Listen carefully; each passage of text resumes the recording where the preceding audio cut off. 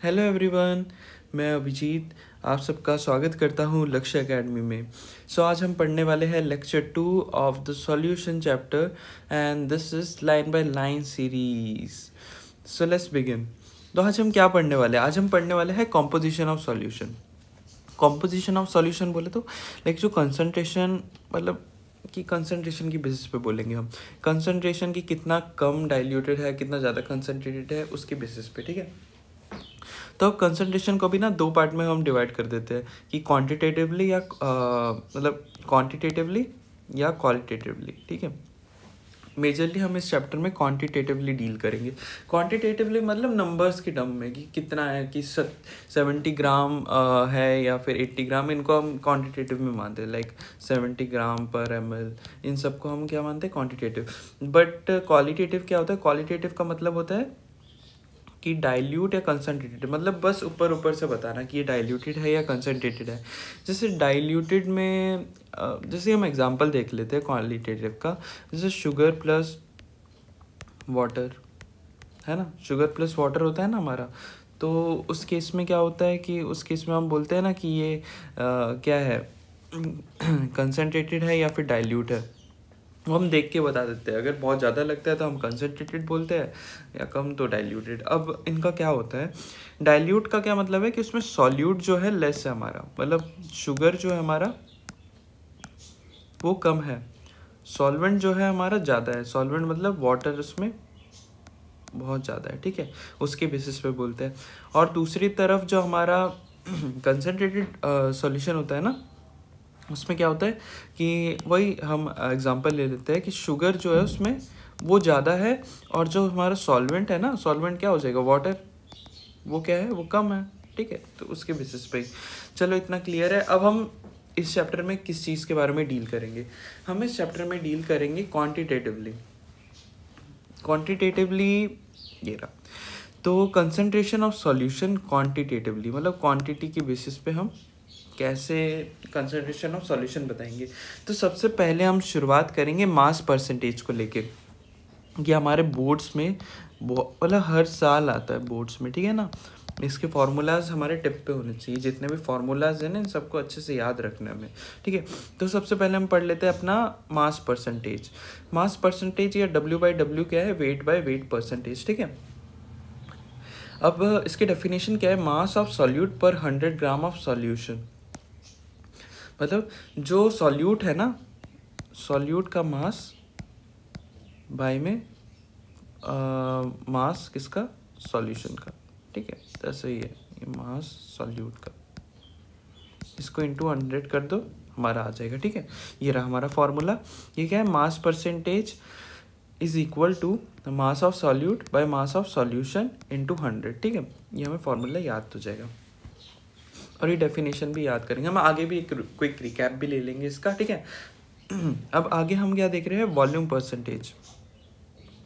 Volume percentage क्या होगा कि volume by volume percentage, V/V percentage. इसमें क्या होता है? वॉल्यूम ऑफ सॉल्यूट पर 100 ml ऑफ सॉल्यूशन, मतलब जो कंपोनेंट है हमारा वॉल्यूम का, बाय में वॉल्यूम ऑफ सॉल्यूशन, ठीक है। तो इसका फॉर्मूला क्या है? यहाँ पर दे रखा है कि volume percentage is equal to volume of component. Component हमने पढ़ा था, याद है? कंपोनेंट है हमारा, या सॉल्यूट को बोलते हैं या सॉल्वेंट को, ठीक है, किसी एक को बोलते हैं। तो इस केस में हम सॉल्यूट को ही लेते हैं मेजरली। उसी के बेसिस पे तो बताएंगे ना कि कैसा है हमारा कंसंट्रेशन। तो यहाँ पर ये सॉल्यूट आ जाता है, ठीक है। Volume percentage is equal to volume of component by volume of solution into 100। और यहाँ पर ध्यान रखने वाली क्या बात है कि जो वॉल्यूम ऑफ कंपोनेंट है और वॉल्यूम ऑफ सॉल्यूशन है, उनकी यूनिट सेम होनी चाहिए। अलग होगी तो भाई ऑब्वियसली आंसर गलत ही आएगा हमारा। तो अगर ये ml में है तो ये भी किस में होना चाहिए? ml में होना चाहिए, ठीक है। चलो अब हम आगे बढ़ते हैं। आगे हमारा क्या है कि mass by volume percentage. Mass by volume percentage, इसमें क्या होता है? वेट बाय में वॉल्यूम परसेंटेज लेते हैं हम। मतलब आओ एक बार डेफिनेशन पढ़ते हैं। यहाँ डेफिनेशन दे रखा है कि मास ऑफ सॉल्यूट इन ग्राम्स पर 100 ml ऑफ सॉल्यूशन। मतलब फॉर्मूले में देखता जो weight by volume percentage is equal to mass of solute gram में होना चाहिए, बाय में वॉल्यूम ऑफ सॉल्यूशन ml में होना चाहिए, ठीक है, और इंटू 100 कर दो क्योंकि परसेंटेज निकालना है हमें, ठीक है। तो हमारा ये क्या आ गया, मास बाय वॉल्यूम परसेंटेज। नेक्स्ट है हमारा पीपीएम। पीपीएम क्या होता है, इसकी डेफिनेशन होती है पार्ट्स पर मिलियन, मतलब पर मिलियन में कितना अमाउंट ऑफ सॉल्यूट हमारा प्रेजेंट है, ठीक है। ये डेफिनेशन दे रखी है, पार्ट्स ऑफ सॉल्यूशन पर मिलियन पार्ट्स ऑफ सॉल्यूशन, मतलब मिलियन पार्ट पे सॉल्यूशन के कितना पार्ट सॉल्यूट का प्रेजेंट है, ठीक है। ये कब यूज़ करते हैं, ये बहुत इंपॉर्टेंट चीज़ है जो कि हमें याद रखनी है। हम इसको यूज़ करते हैं जब सॉल्यूट बहुत कम अमाउंट में प्रेजेंट हो। हम क्या बोल रहे हैं, हम यही तो बोल रहे हैं ना यहाँ पर कि मिलियन पार्ट ऑफ सॉल्यूशन में जहाँ जो हमारा सॉल्यूट हो वो पार्ट्स में प्रेजेंट हो बहुत कम, और जहाँ पर सॉल्यूशन है मिलियंस में प्रेजेंट है, ठीक है, उसी को बोल रहे हैं। अब पीपीएम का फॉर्मूला क्या है, पीपीएम का फॉर्मूला है number of parts of solute, मतलब कितना पार्ट ऑफ सॉल्यूट प्रेजेंट है, 2 3 कैसे भी बोल सकते ना, like 10,000 by total number of parts of solution, like 1 lakh कुछ भी हो सकते हैं यहाँ पर, इंटू 10 कर देंगे क्योंकि मिलियन पे पूछा है ना हमने कि मिलियन पार्ट ऑफ सॉल्यूशन में कितना पार्ट सॉल्यूट का प्रेजेंट है, बस ये आपको याद रखना है। अब हम आगे पढ़ते हैं मोल फ्रैक्शन के बारे में। मोल फ्रैक्शन बहुत इंपॉर्टेंट है, हद से ज़्यादा इम्पॉर्टेंट। ये हमारा इसका सिंबल आ गया, ये क्या है, इसका सिंबल है, ये हम जनरली फार्मूला वगैरह में देखो यहाँ पर भी हमने यूज़ कर रखा है सिंबल, ठीक है ना, ये जस्ट रिप्रेजेंटेटिव सिंबल है। अब इसका डेफिनेशन क्या है, ratio of moles of one component to total moles, मतलब अगर हम सॉल्यूट का मोल फ्रैक्शन निकाल रहे हैं ना, तो क्या हो जाएगा कि हम यहाँ पर सॉल्यूट का लिख लेंगे क्या मोल, और नीचे हम क्या कर लेंगे, नीचे हम किससे डिवाइड कर लेंगे, टोटल जितने भी मोल्स है हमारा टोटल मोल से कर लेंगे, ठीक है। बस इतना ही है, कुछ नहीं है। अगर यहाँ पर देखो ये पढ़ लो, ratio of moles of one component to total moles. अब if a solution has 2 components A and B, अगर किसी भी सॉल्यूशन के 2 कंपोनेंट्स हैं, हम एक सॉल्यूट के कंपोनेंट ए और बी का क्या मतलब है, सॉल्यूट और ये सॉल्वेंट हो गया, ठीक है ना। अब इसका हम एक बार फॉर्मूला देख लेते हैं क्या है। इसका फॉर्मूला है कि ये ए जो है हम इसको मतलब ए कंपोनेंट है और ये वाला क्या है, बी कंपोनेंट है, ठीक है। अच्छा, अब ये एक्स से क्या है, ये मोल फ्रैक्शन है ए कंपोनेंट का, और ये एन ए क्या है, एन ए है यहाँ पर मोल ऑफ ए कंपोनेंट, और ये जो है ये है मोल ऑफ ए कंपोनेंट, और ये जो है mole of b component. Total क्या हो गया, ये तो हो गया टोटल मोल्स, मतलब ये नीचे वाला क्या हो गया, टोटल मोल्स हो गया ना, टोटल मोल्स हो जाएगा किसका, सॉल्यूशन का, तो वही है सर, ठीक है। तो ये हमने निकाल लिया कंपोनेंट ए का, ये फॉर्मूला है, और कंपोनेंट बी का निकालने के लिए हम ऊपर रख देंगे किसका मोल, क्या रख देंगे, ऊपर रखेंगे हम मोल ऑफ कंपोनेंट बी, जिसका भी मोल फ्रैक्शन निकालना है उसको ऊपर रखो, और नीचे किसको रखना है, टोटल मोल्स रख देना सॉल्यूशन के। अच्छा, और एक इम्पॉर्टेंट चीज़ क्या है कि अगर हमारे सॉल्यूशन में 2 कंपोनेंट है ए और बी, तो इन दोनों का जो मोल फ्रैक्शन होगा उनका सम किसके बराबर होगा, 1 के बराबर होगा, ठीक है। ये बहुत इंपॉर्टेंट है क्योंकि इससे क्या हो सकता है, अगर हमें मोल कंपोनेंट ए का मिल गया, मोल फ्रैक्शन ऑफ ए का मिल गया, तो हम 1 से माइनस कर देंगे एक्स ए को, तो हमारी वैल्यू आ जाएगी एक्स पी। ये रहा यहाँ पर ये फॉर्मूला दे रखा है, इसको याद रख लेना, ठीक है। अगर हम देखें कि मोलैरिटी के बारे में, मोलैरिटी का क्या मतलब है, मोल्स ऑफ सॉल्यूट पर लीटर ऑफ सॉल्यूशन, मतलब क्या बोल रहे हैं कि जो सॉल्यूट का मोल है वो कितने लीटर ऑफ सॉल्यूशन में प्रेजेंट है, ठीक है। आओ देख लेते हैं। ये m जो है, m है इसका सिंबल किसका, मोलैरिटी का, कैपिटल M, याद रखना कैपिटल M, ठीक है। और ये n क्या है, n है हमारा moles of solute, moles of solute. v क्या है हमारा, v क्या होगा, v क्या है हमारा, सॉल्यूशन है, सॉल्यूशन का वॉल्यूम है, ठीक है। v is solution of volume, but किस में होना चाहिए, लीटर्स में होना चाहिए, ml में नहीं, ml में होगा तो गलत, फिर हमारा क्या आ जाएगा, वो गलत आ जाएगा, ठीक है। अब हम आगे बढ़ते हैं मोलैलिटी के बारे में। मोलैलिटी को हम किससे रिप्रेजेंट करेंगे, हम करेंगे स्मॉल m से रिप्रेजेंट, और इसका डेफिनेशन क्या आ जाता है, moles of solute per kg of solvent. Confuse नहीं होना है मोलैरिटी और मोलैलिटी में। क्यों नहीं होना है, क्योंकि इसमें क्या कहा है हमने, moles of solute per kg of solvent, मतलब ये n जो है हमारा ये क्या आ गया, ये आ गया हमारा मोल्स ऑफ सॉल्यूट का मोल आ गया, और नीचे जो आ गया मोल मास ऑफ सॉल्वेंट है, ये है सॉल्वेंट का मास, जो हमने सॉल्वेंट लिया वाटर लिया उसका मास है ये केजी में, ठीक है, बस इतना याद रखना है। और यहाँ पर जो मोलैरिटी है, मतलब डिफरेंस किस चीज़ का है, एक तो मोलैरिटी में कैपिटल एम यूज़ करते हैं, उसमें मोलैरिटी में स्मॉल एम यूज़ करते हैं।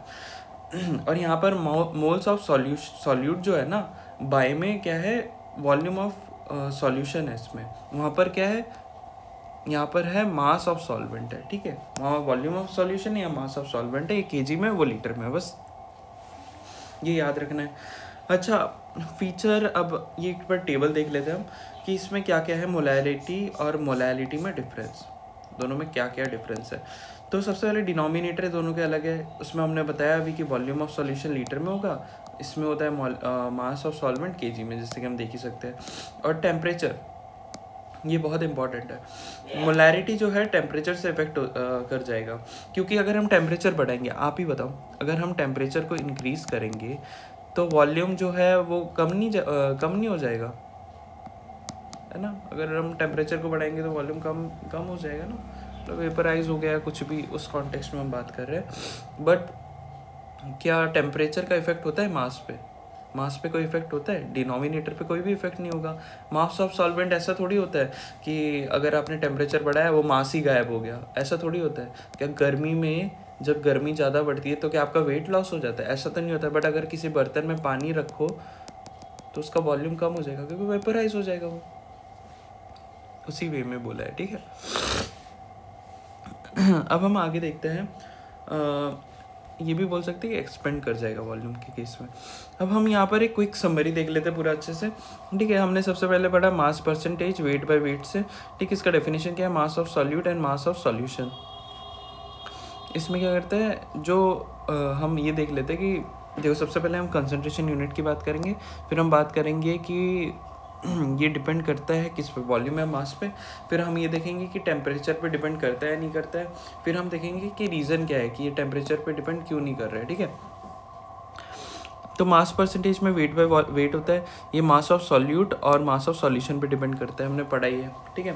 और टेम्परेचर पे डिपेंड करेगा, क्योंकि पूरा मास है तो क्यों ही करेगा, नहीं करेगा टेम्परेचर पे डिपेंड।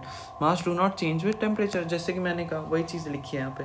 अब वॉल्यूम परसेंटेज में क्या होता है कि volume of solute bye volume of solution, ठीक है।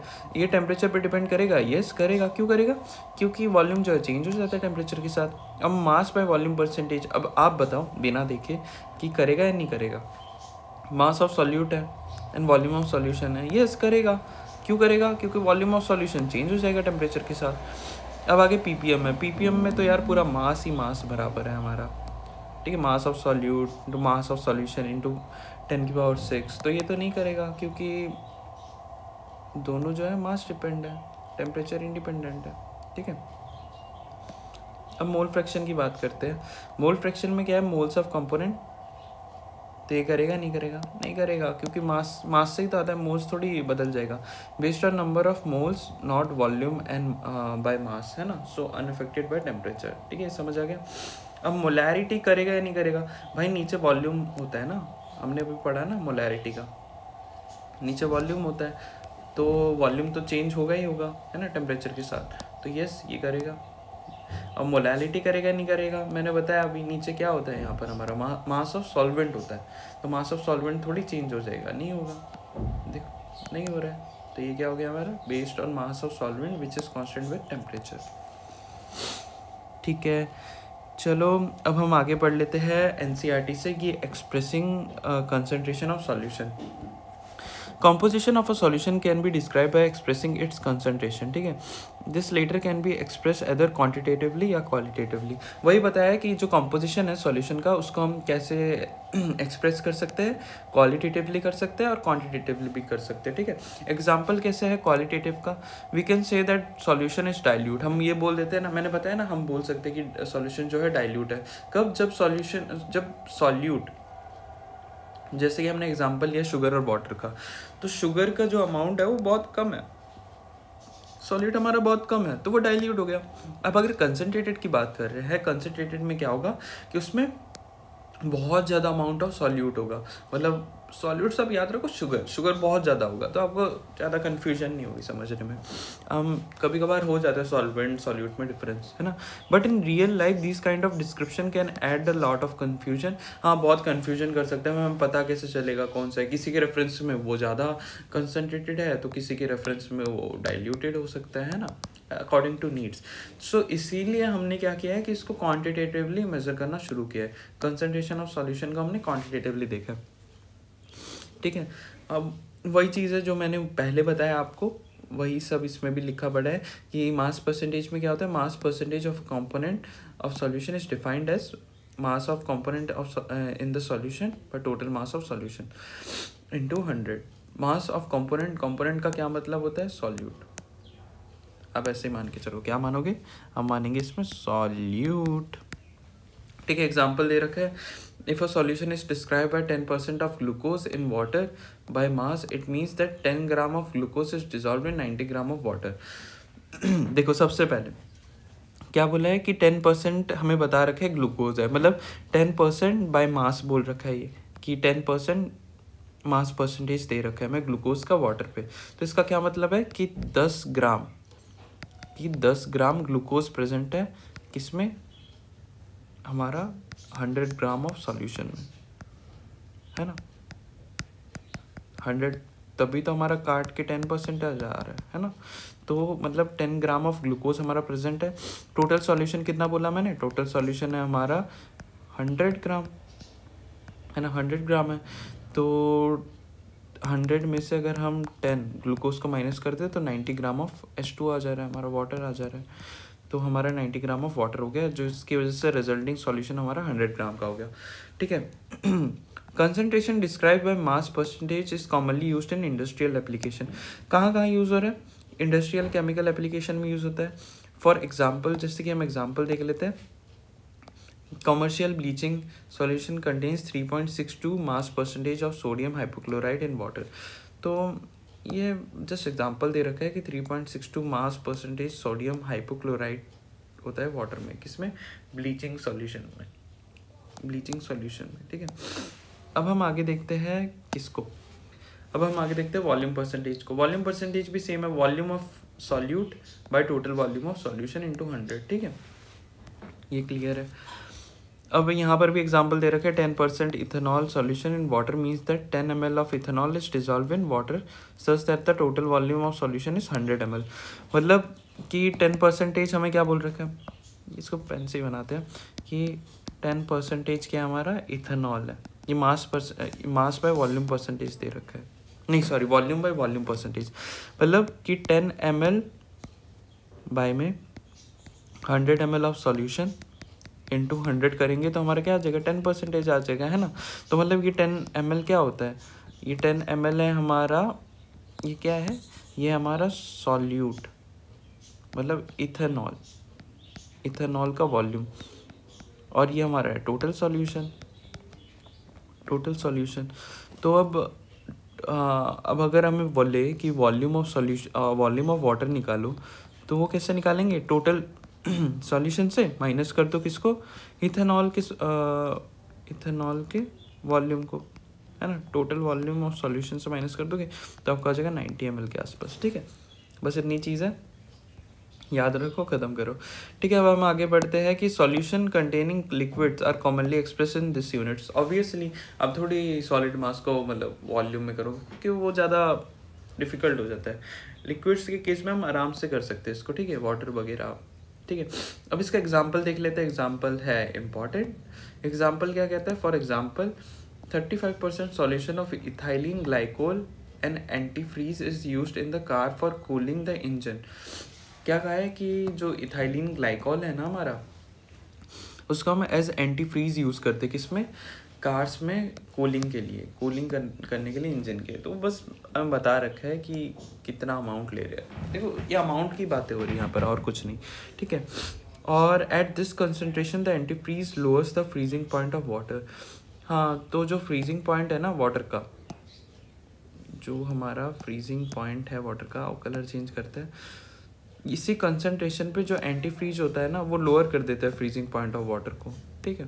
तो इसीलिए और कूल हो जाता है वो हम आगे भी पढ़ेंगे फ्रीजिंग पॉइंट वगैरह, ठीक है।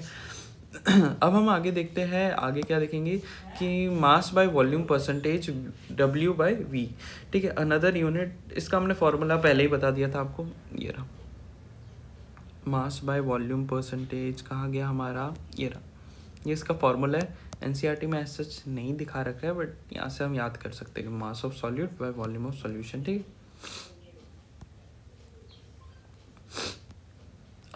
ये कहाँ पर यूज़ होता है, मेडिसिन में यूज़ होता है और फार्मेसी में यूज़ होता है, ठीक है। It is mass of solute dissolve in 100 ml of solution. ये डेफिनेशन दे रखी है, आप अपने एग्जाम्स वगैरह में ये डेफिनेशन आराम से लिख सकते हैं, ठीक है। डिफाइन करने को पूछे तब ये दे दो। अब इसके बाद हम पढ़ते हैं parts per million. Parts per million हमने अभी पढ़ा कि हाँ, जब हमारा सॉल्यूट जो है बहुत छोटे से अमाउंट में प्रेजेंट होगा, यहाँ पर लिख रखा है solute is present in trace quantities. Trace का मतलब क्या होता है, बहुत छोटा माइन्यूट अमाउंट में, ठीक है। जब प्रेजेंट होगा तब हम देखेंगे, तो उस टाइम पे पीपीएम को कन्वीनियंट मान लेते हैं हम। Number of parts of formula देख लेते हैं कि पीपीएम का क्या फार्मूला है, number of parts of component. Component का मतलब क्या है, solute. Solute by total number of parts of all components of the solution, मतलब टोटल सॉल्यूशन का कितना पार्ट है इनटू 10⁶। 10⁶ यहाँ पर क्या है, 10⁶ हमारा है, जस्ट मिलियंस को ही हमने 10⁶ कर दिया है ना, मिलियन ही तो है ये। अच्छा, अब आगे क्या लिखा है इसमें कि as in the case of percentage concentration in parts per million can also be expressed as mass to mass, volume to volume and mass to volume. ये सबसे बढ़िया चीज़ बताई है कि जो पीपीएम है ना, उनको हम कैसे कर सकते हैं, इसको हम मास बाय मास भी ले सकते हैं, या वॉल्यूम बाय वॉल्यूम भी ले सकते हैं, या फिर मास बाय वॉल्यूम भी ले सकते हैं। तो इसका यूनिट जो है वो हमारा आ जाएगा, ठीक है। A litre of sea water, example देख लेते हैं। A litre of sea water which weighs 1030 gram contains about 6 × 10⁻³ gram of dissolve oxygen. मतलब कितना कम अमाउंट में हमारा सॉल्यूट प्रेजेंट है, देख रहे हो ना। और यहाँ पर जो हमारा सी वाटर का इतना ज़्यादा अमाउंट है, तो इस केस में हम क्या कर लेंगे, इस केस में हम कैसे देखेंगे, इसको हम पार्ट्स पर मिलियन में देख लेंगे। तो पीपीएम कैसे निकालेंगे, मैं निकाल के दिखा देता हूँ आपको।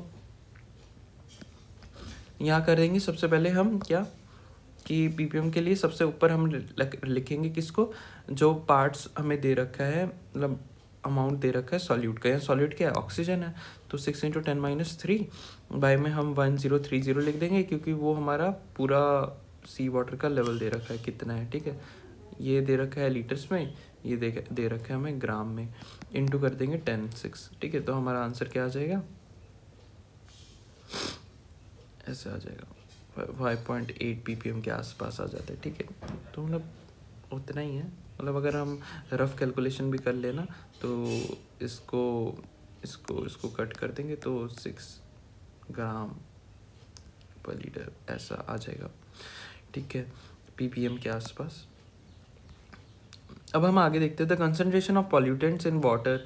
हाँ, जो कंसंट्रेशन होता है ना हमारा पॉल्यूटेंट्स का, उसको भी हम कैसे एक्सप्रेस करते हैं, ऐसे एक्सप्रेस करते हैं कि कंसंट्रेशन ऑफ पॉल्यूटेंट्स को या तो हम ऐसे या पीपीएम में, ठीक है। इतना क्लियर है। अब आगे देखते हैं। अब मोल फ्रैक्शन वाला आगे हमारा मोल फ्रैक्शन क्या कह रहा है, मोल फ्रैक्शन वाला क्या कह रहा है, मोल फ्रैक्शन कह रहा है commonly use symbol for mole fraction is x, बता दिया था हमने। एक्स नहीं है, थोड़ा सा ऐसा होता है, ठीक है। And subscript use on the right hand side of x denotes the component. हाँ, जो सबस्क्रिप्ट मतलब ये वाला पार्ट, ये वाला जो पार्ट है ना, ये डिनोट करता है कौन सा कंपोनेंट ले रहे हैं हम, ठीक है। इसका फॉर्मूला देख लिया था, number of moles by total number of moles of component, ठीक है। Na/NB, या N क्या होता है, मोल्स है, ठीक है। टोटल मोल्स, इस सॉल्यूट का मोल, ठीक है, इस सॉल्यूट का मोल। अच्छा, अब क्या है कि इन्होंने क्या बता रखा है, ये वाला formula, it can be shown that in a given solution sum of all the fraction is unity.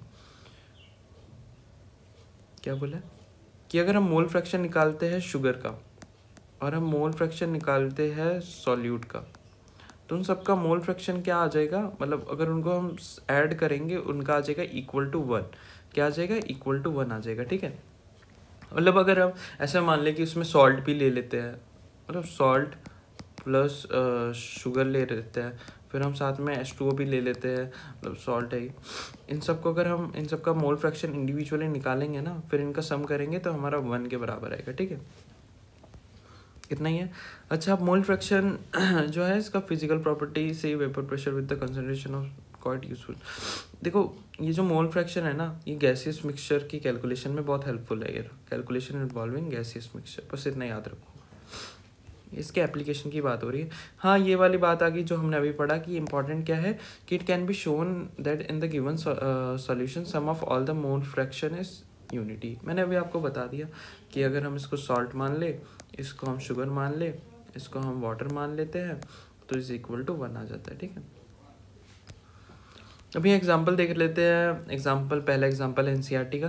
Calculate the mole fraction of ethylene glycol, ठीक है, इन अ सॉल्यूशन कंटेनिंग 20% C2H6O2, मतलब इथाइलिन ग्लाइकॉल बाय मास, ठीक है। अब हमें क्या बोला है कि 20% इथाइलिन ग्लाइकॉल प्रेजेंट है हमारा, तो 20% वाला हमें पता ही है कि ऊपर क्या हो जाएगा हमारा, ऊपर आ जाता है हमारा मास, इसको ना इसमें से करते हैं, ऊपर क्या आ जाएगा हमारा मास ऑफ सॉल्यूट इनटू में 100 by total mass of solution आ जाता है, ऑफ सॉल्यूशन आ जाता है। ये कितना दे रखा है हमें, 20% दे रखा है। तो अगर हम इसको कैलकुलेट करेंगे ना, तो हमारा आ जाता है कि मास ऑफ सॉल्यूट कितना है, 20 ग्राम ही होगा। 20% का क्या मतलब है कि मतलब 100 ग्राम ऑफ सॉल्यूशन में हमारा 20 gram of ethylene glycol present है ना, मतलब 20 gram of ethylene glycol is present in 100 gram of solution. तो फिर वाटर कितना हो जाएगा, वाटर का अमाउंट हो जाएगा कितना, 100 में से माइनस कर दो 20 हो जाएगा 80, ठीक है, बस इतना। अब यहाँ पर क्या क्या निकालना है हमें, यहाँ पर हमें निकालना है मोल फ्रैक्शन। तो इतना हमें समझ में आ गया कि 20 gram of ethylene is present in 100 gram of solution, तो फिर वाटर कितना हो जाएगा, 100 - 20 इज इक्वल टू 80 ग्राम्स, ठीक है। अब आगे हम देख लेते हैं कि मोलर मास क्या है यहाँ पर, C2H मतलब इथाइलिन ग्लाइकोल का 62 ग्राम। हम सबसे पहले मोल्स निकाल लेंगे, है ना। मोल्स कैसे निकालेंगे, मास ऑफ जो हमारा इथाइलिन ग्लाइकोल है present in solution by molar mass of किसका, इथाइलिन ग्लाइकोल का, तो हमारा ये मोल आ गया। और सिमिलरली मोल ऑफ वाटर कैसे निकालेंगे, मोल ऑफ वाटर निकालेंगे हम 80 ग्राम क्या है, mass of water present in solution bye में क्या है, मतलब मोलर मास ऑफ वाटर, ठीक है। तो ये आ गया हमारा इतना मोल। अब हम निकाल रहे हैं किसका, ग्लाइकोल। हमने पढ़ा था ना कि अभी सब्सक्रिप्ट में क्या आएगा, जिसका हम मोल फ्रैक्शन निकाल रहे हैं।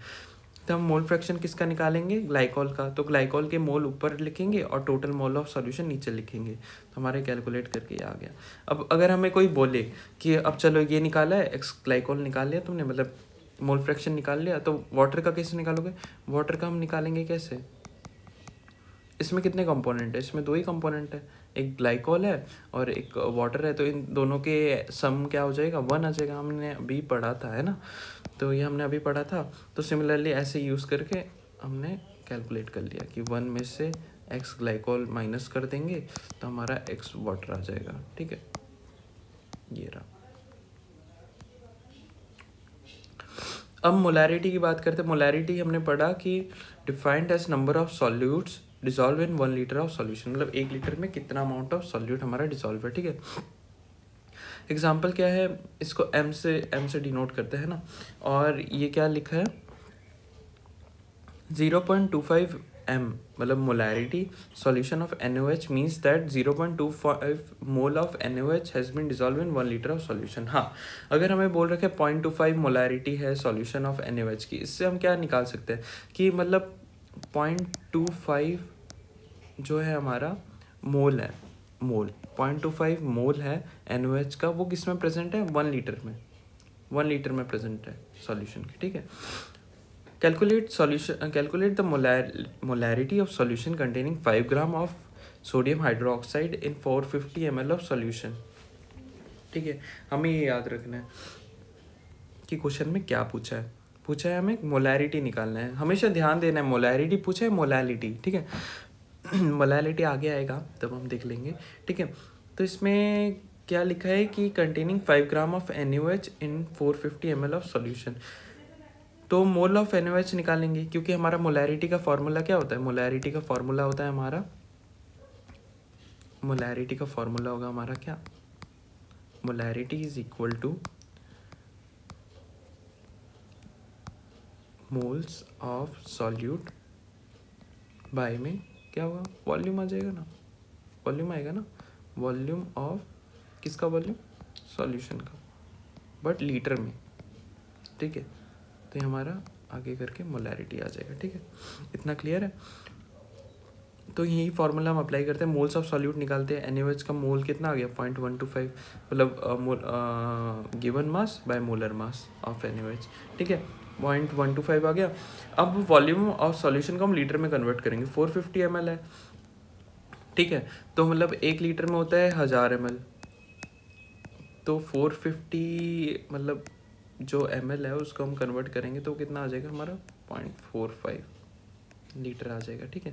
तो उसी को हमने यूज़ करके यहाँ पर 0.125 मोल और 450 बाय में 1000 ले लिया, जिससे हमारा क्या आ गया है आंसर 0.278 मोलर ऑफ सॉल्यूशन, ठीक है।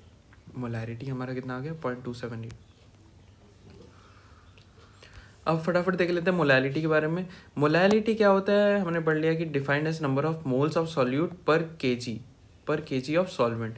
उसमें सॉल्यूशन था और वॉल्यूम में था, यहाँ क्या है mass of solvent in kg, इसमें डिनोमिनेटर में, और न्यूमरेटर क्या है हमारा मोल्स ऑफ सॉल्यूट, सेम ही है, ठीक है।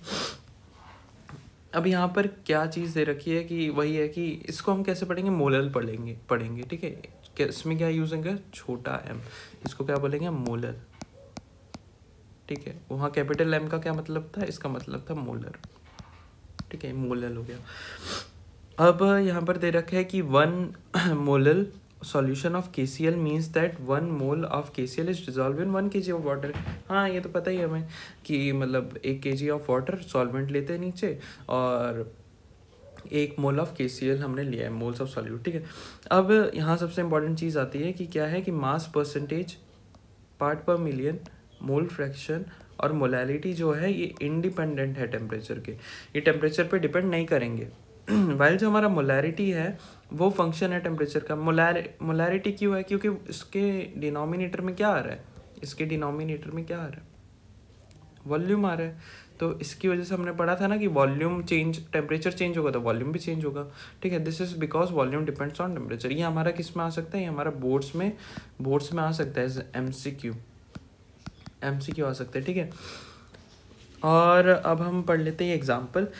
Calculate molality of 2.5 gram of ethanoic acid in 75 gram of benzene, ठीक है। इसको कैसे निकालेंगे हम, सबसे पहले हम निकालेंगे मोल ऑफ मोल ऑफ किसकी मोल निकालेंगे, हम निकालेंगे मोल इथेनॉइक एसिड की, ठीक है। तो ये आ गया 60 ग्राम, तो moles of ethanoic acid is equal to 2.5 by में 60, तो ये हमारा आ गया मोल। 60 क्या है यहाँ पर, 60 हमारा मोलर मास है, ठीक है। अच्छा अब मास ऑफ बेंजीन निकाल लेंगे केजी में, तो मास ऑफ बेंजीन कितना आ जाएगा, 75 ग्राम को हम केजी में कन्वर्ट करेंगे, क्योंकि हमारे फॉर्मूले में क्या दे रखा है, फॉर्मूले में केजी में चाहिए, ठीक है। तो हमने इसको केजी में निकाले, इसको मोल में, बस इसको अब फॉर्मूले में पुट करो और ये आपका आंसर आ गया, ठीक है। तो let's continue with index questions. So index question में सबसे पहला है हमारा calculate the mass percentage of benzene and carbon tetrachloride CCl4 if 22 gram of benzene is dissolve in 122 gram of carbon tetrachloride, ठीक है।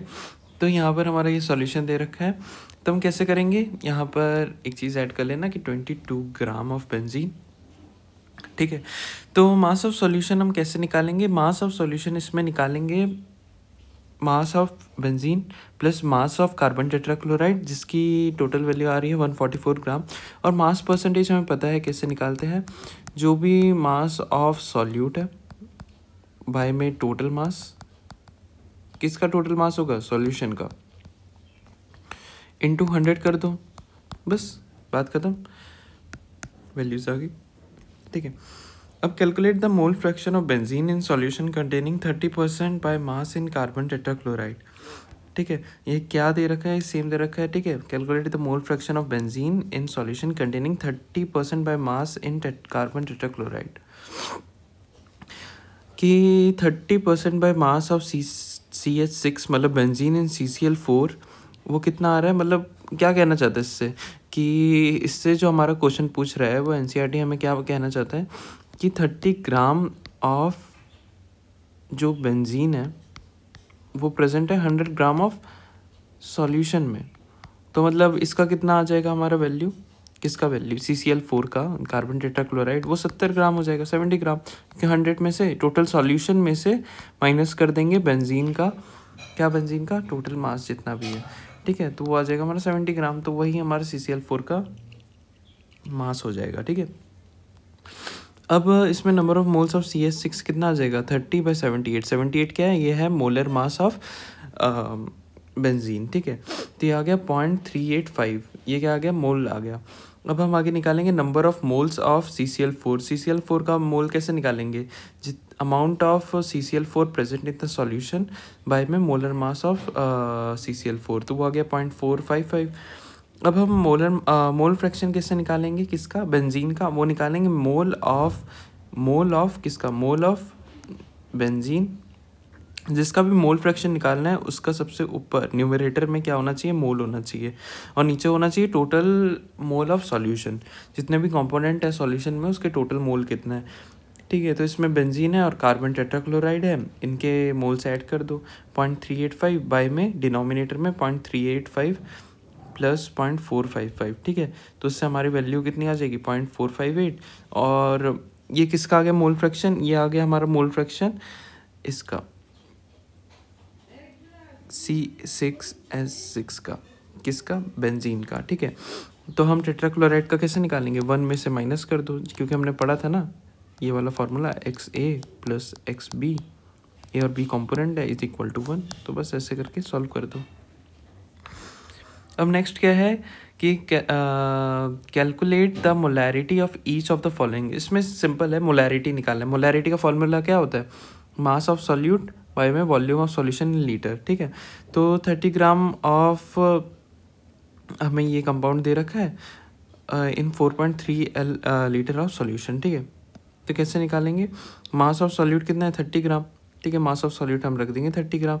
अब वॉल्यूम ऑफ सॉल्यूशन कितना दे रखा है अपन हमको लीटर में, बताओ कितना है। अच्छा एक चीज़ ना करेक्शन करना पड़ेगा हमें, कि ये जो है ना ये थोड़ा सा गलत लिखा है, कहाँ गया ये हमारा, यहाँ पर ये 2 नहीं आएगा, ये पॉइंट है, ठीक है, 2 नीचे आएगा, इसीलिए थोड़ा सा कन्फ्यूजन हो सकता है। ये यही कंपाउंड है हमारा, ठीक है।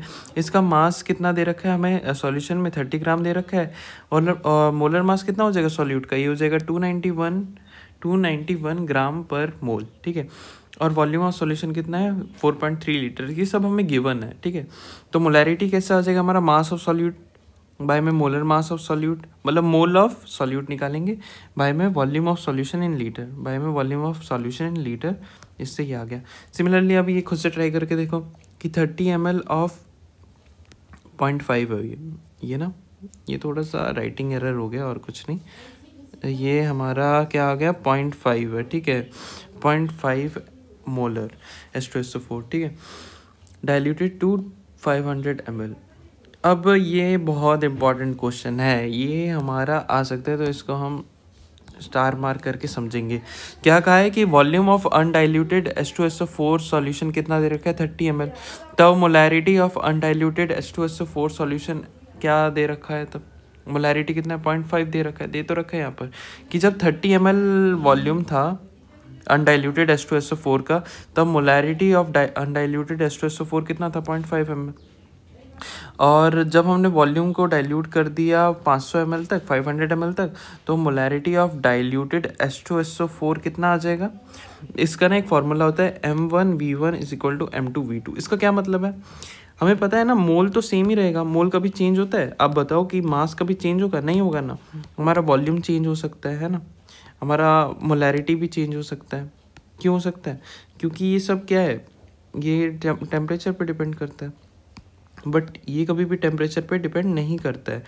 तो इसीलिए ना हम इसको एज अ स्टिग्मा मान के रख देते हैं कि कैसे करेंगे इसको हम कैसे कर लेंगे। एक सेकेंड, ये हम एक सेकेंड ज़रा इरेज करके आपको अच्छे से समझाते हैं। ये हमें सिर्फ ना फार्मूला याद रखना ऑनेस्टली, तो ये वाला फार्मूला ना बस अच्छे से रट लो। जब भी ऐसे डाइल्यूटेड वाला केस है ऐसे करना है।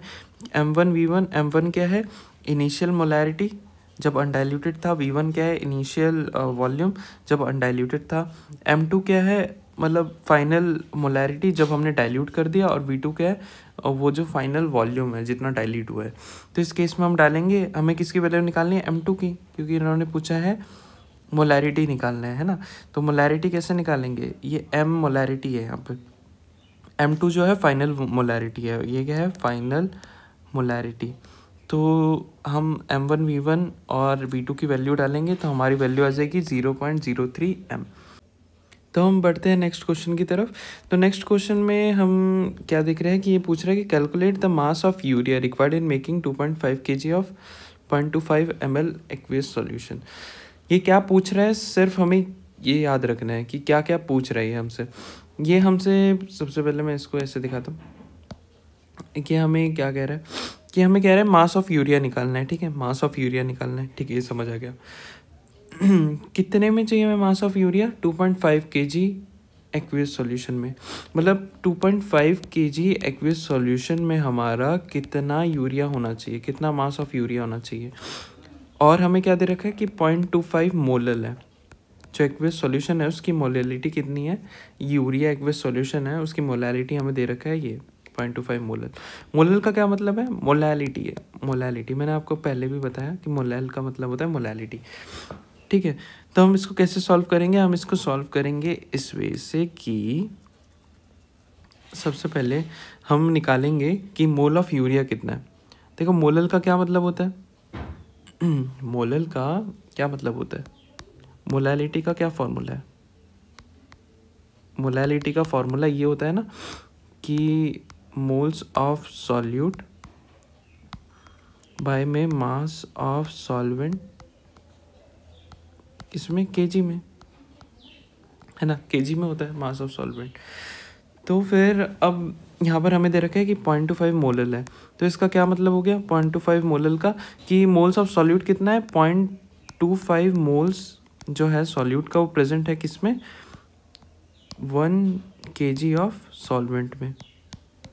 ठीक है, 1 kg ऑफ सॉल्वेंट में कितना हमारा मोल्स प्रेजेंट है, मतलब कितना हमारा यूरिया प्रेजेंट है, यूरिया का कितना मोल प्रेजेंट है, 0.25। तो यहीं दे रखा है कि मोल्स ऑफ यूरिया कितना है, 0.25 मोल हो गया। तो हम मास ऑफ सॉल्वेंट निकाल लेंगे इससे। मास ऑफ सॉल्वेंट कैसे निकाल लेंगे, ऐसे निकाल लेंगे कि जो यूरिया का जो मोलर मास होता है वो होता है 60 ग्राम पर मोल।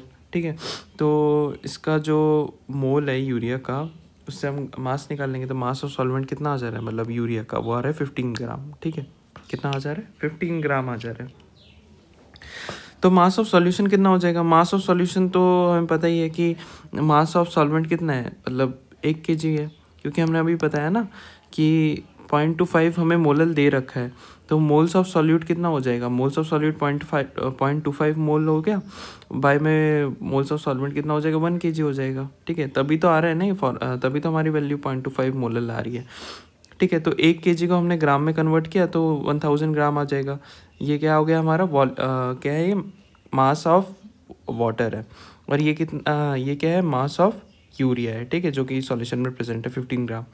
तो इन दोनों को ऐड किया 1.015 kg आ गया। ठीक है, और 1.015 kg ऑफ यूरिया कंटेन करता है 15 ग्राम ऑफ यूरिया। ठीक है, मतलब ये क्या कह रहा है, जो यूरिया सॉल्यूशन है, जो 1.015 kg ऑफ यूरिया सॉल्यूशन है वो कंटेन करता है 15 ग्राम ऑफ यूरिया। तो हमें क्वेश्चन में क्या पूछा था कि 2.5 kg ऑफ यूरिया सॉल्यूशन जो है, ये जो एक्वियस सॉल्यूशन है वो कितना कैरी करेगा।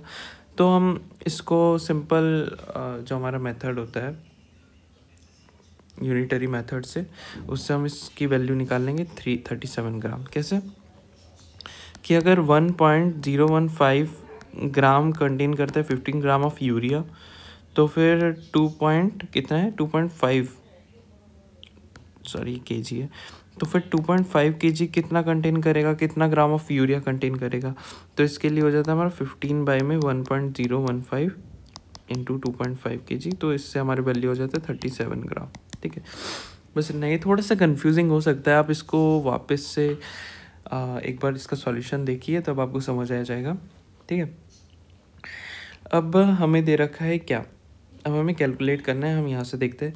इसमें दे रखा है calculate molarity mole fraction of किसका, potassium iodide if the density of 20% mass by mass aqueous potassium iodide is 1.202 gram per ml। Come on, हमें क्या निकालना है, मोलैलिटी निकालना है सबसे पहले, किसका, KI का। अगर इसका मास बाय मास डेंसिटी कितना दे रखा है एक्वियस सॉल्यूशन में, तो उसका मास बाय मास डेंसिटी दे रखा है 1.202 ग्राम पर ml। ठीक है, तो कैलकुलेशन ऑफ मोलैलिटी कैसे करेंगे, इसका मोलैलिटी निकालेंगे, वेट ऑफ पोटेशियम आयोडाइड कितना परसेंट है 100 ग्राम ऑफ सॉल्यूशन में 20 ग्राम, मास बाय मास परसेंटेज है, मतलब क्या है कि मास ऑफ सॉल्यूट बाय में मास ऑफ सॉल्यूशन, वो कितना है 20% है, मतलब 20/100, तो मतलब 20 gram of potassium iodide is present in 100 gram of solution. तो हमारा एक्वियस का कितना पार्ट हो जाता है, एक्वियस का कितना मास प्रेजेंट होगा, वो प्रेजेंट होगा 80 ग्राम। एक्वियस का क्या मतलब है, वाटर कितना प्रेजेंट है 80 ग्राम। ठीक है, ये देखो वेट ऑफ वाटर कितना आ गया 80 ग्राम आ गया। अच्छा, molar mass of potassium iodide कितना होता है 166 होता है, पोटेशियम का 39 होता है और आयोडाइड का होता है 127। ठीक है, मोलैलिटी ऑफ सॉल्यूशन, जो मोलैलिटी ऑफ सॉल्यूशन है उसको हम कैसे निकालेंगे, ग्राम ऑफ मतलब ग्राम मोल्स ऑफ पोटेशियम आयोडाइड बोल लो, या फिर बोल लो मोल्स ऑफ पोटेशियम आयोडाइड। ठीक है, moles of potassium iodide bye mass of water in KG, तो वो कितना आ गया मास, ग्राम को हमने केजी में कन्वर्ट किया तो वो आ गया हमारा 0.08 kg, और मोल्स तो हम निकाल ही लेंगे क्योंकि हमें मास दे रखा है 20 ग्राम बाय में 166 मोलर मास है पोटेशियम आयोडाइड का, तो ये आ गया हमारा मोलैलिटी। ठीक है, अब मोलैरिटी कैसे निकालेंगे, मोलैरिटी का फॉर्मूला क्या होता है, नंबर ऑफ ग्राम्स मोल, मतलब ग्राम मोल्स क्या होते हैं, ग्राम मोल्स क्या होते हैं, सिंपल सी चीज़ है, ग्राम मोल्स क्या होता है, ग्राम मोल्स इज नथिंग,